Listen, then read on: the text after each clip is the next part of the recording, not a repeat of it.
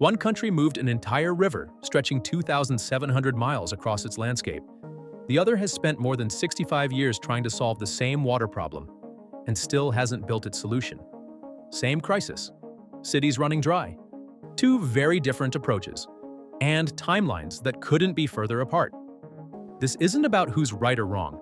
It's about how different systems respond when the water runs out. The United States is home to some of the world's greatest infrastructure achievements, from the Hoover Dam to the interstate highway system. But in the American West, one problem has loomed for more than 60 years: water. Southern Utah looks like paradise: red cliffs, fast-growing suburbs, and one of the nation's most rapidly expanding metros. But it's also one of the driest regions in the country. St. George gets less than 9 inches of rain a year, less than half of Phoenix, and finding new water supplies has been debated here for generations. Back in the 1960s, leaders pitched the Dixie Project, a dam on the Virgin River that Congress approved. But engineers discovered the sandstone wouldn't hold water, so the plan collapsed. Decades later, the population had exploded from 7,000 to more than 150,000, with projections to double again by 2050. That's when Utah unveiled a new solution: the Lake Powell Pipeline. On paper, it looked bold. A 69-inch steel pipeline, mostly buried underground, stretching 140 miles from Lake Powell to Sand Hollow Reservoir outside St. George. It would carry up to 86,000 acre-feet of water a year, enough for about 160,000 residents. The catch? To get there, the water would need to be pumped 2,000 feet uphill, requiring several massive pumping stations scattered along the route. The pipeline would cut across federal, state, private, and tribal lands, and even pass through or near 5 national parks and monuments, meaning layer after layer of permits and approvals. Engineers proposed 2 possible routes: a southern alternative favored by Utah, and a highway alternative following existing corridors. But nearly 20 years later, not a single section has been built. Why? The obstacles piled up. Environmental reviews dragged on for years. Lake Powell itself has shrunk nearly 20% this century, raising questions about whether there's water left to divert. Native American tribes argue the pipeline threatens sacred lands and water rights. Kane County, once a partner, officially withdrew from the project in 2020, citing financial risks. Then came something unprecedented. 6 other states that share the Colorado River, Arizona, California, Colorado, Nevada, New Mexico, and Wyoming, sent a formal letter warning Utah to stop, even threatening legal action. It was the first time in history the Colorado River Basin states united against a single project. Meanwhile, the cost ballooned to more than $2.4 billion. Washington County has already spent over $600 million on conservation, reuse, and new reservoirs. Per capita water use has dropped 30% since 2000, though residents still consume around 180 gallons daily, higher than the national average. Some experts argue these measures alone could replace the pipeline entirely. Today, the project is paused once again for a supplemental environmental review. Plans have been drawn and redrawn for nearly 2 decades, but no shovels are in the ground. And while Utah has kept debating, another country built a water transfer project 19 times longer and finished it years ago. The South-North Water Transfer Project is the largest water diversion system ever attempted. More than 2,703 miles of canals, tunnels, and pumping stations, longer than the entire U.S. coast-to-coast distance. The idea dates back to the 1950s, when Mao Zedong suggested moving water north as the South has plenty. But construction didn't officially begin until 2002. By 2014, just 11 years later, the central route was already delivering water to Beijing. But what makes this project extraordinary isn't just its speed. It's the way it was engineered. The central route runs 890 miles entirely by gravity. No pumps for the entire stretch, crossing more than 180 rivers and streams. At the Yellow River, engineers built an aqueduct 2.64 miles long, essentially a giant bridge for water. Across the network, 219 inverted siphons were installed to snake the canal under roads, railways, and waterways. The eastern route came with its own challenges. To keep polluted river water usable, 426 separate pollution control schemes were built, costing $3 billion.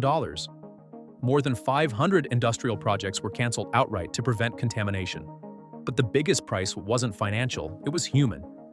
To feed the central canal, the Donjianku Reservoir Dam was raised 98 feet. That single move forced 180,000 people to leave their homes. In total, over 330,000 people were relocated. Whole cities were submerged. Families uprooted. The cost? Over $70 billion. But Beijing and Tianjin now receive more than 2 billion cubic meters of water every year, and the system supports an estimated $1.4 trillion in GDP growth since coming online. It even reshaped China's industrial geography. Foxconn, the electronics giant, moved its massive operations to Zhengzhou, specifically because the canal guaranteed water. Environmentally, the impacts cut both ways. On one hand, new flows revived Bayangdian Lake, which expanded from 66 to 106 square miles. On the other, rerouting so much water disrupted downstream ecosystems and sparked concerns over long-term sustainability. And this isn't finished.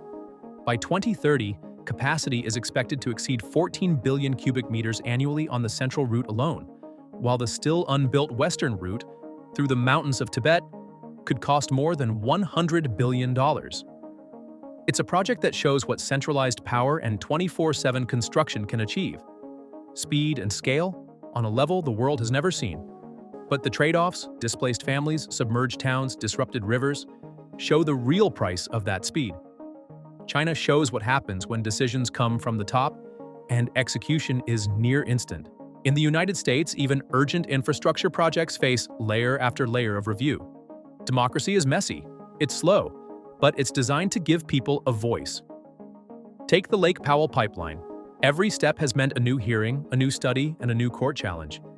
Tribes have pushed back to protect their water rights.